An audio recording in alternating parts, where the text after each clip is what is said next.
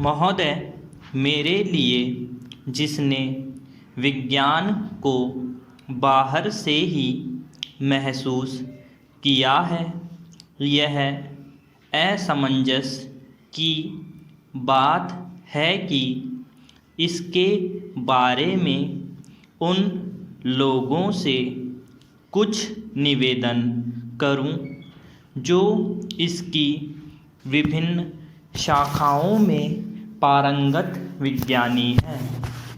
लेकिन मैंने आपका निमंत्रण इसलिए स्वीकार किया कि इससे मुझे विज्ञान जगत के साथ संपर्क करने का मौका मिलता है।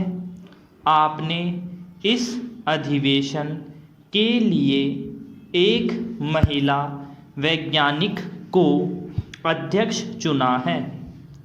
इसकी मुझे खुशी है। मुझे आशा है कि आप मेरी इस प्रसन्नता के लिए मुझ पर नारी जाति का पक्षपात करने की बात नहीं सोचेंगे। यह अंतर्राष्ट्रीय महिला वर्ष की अच्छी शुरुआत है।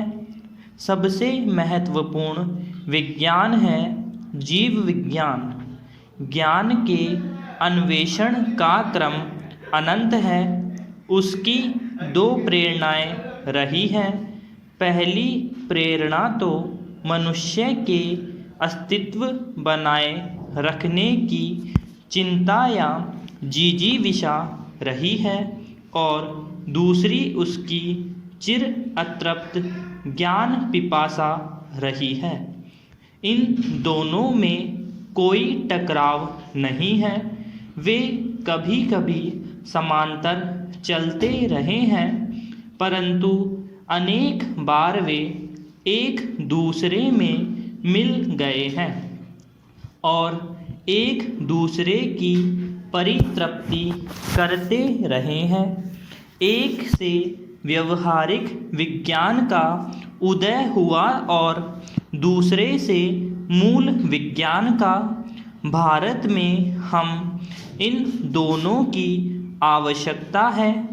जब हम अधिसंख्य लोगों के जीवन यापन के स्तर को ऊंचा उठा पाएंगे, तभी हम थोड़े से प्रतिभाशाली लोगों के लिए उच्चतर लक्ष्यों की प्राप्ति के वास्ते संतोषप्रद वातावरण का निर्माण कर सकेंगे।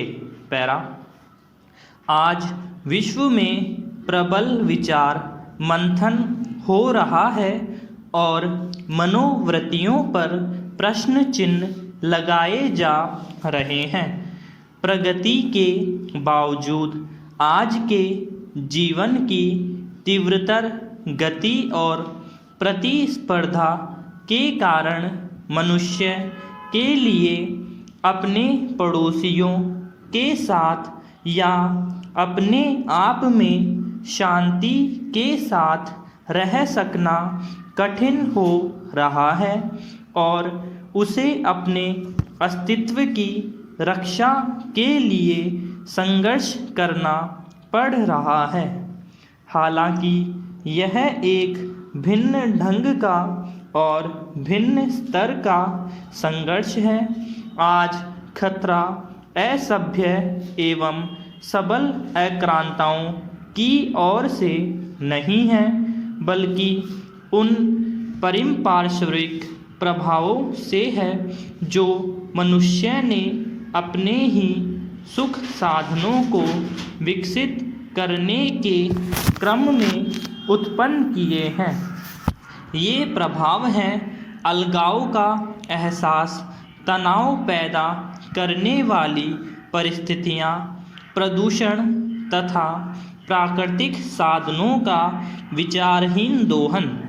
यह एहसास धीरे धीरे किंतु निश्चयात्मक रूप में प्रगतिशील लोगों के विचारों का अंग बनता जा रहा है और विश्वव्यापी चर्चा का विषय बन गया है।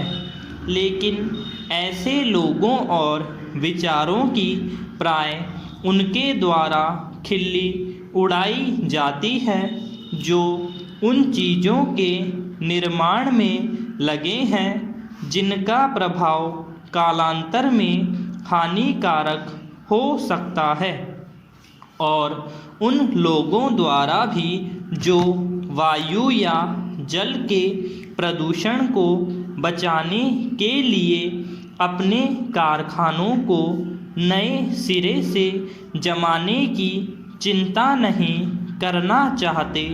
यह हमारा दुर्भाग्य है कि हमने औद्योगिकरण का सिलसिला एक ऐसे समय में शुरू किया है जबकि वह पहले की अपेक्षा कहीं ज़्यादा खर्चीला और जटिल है।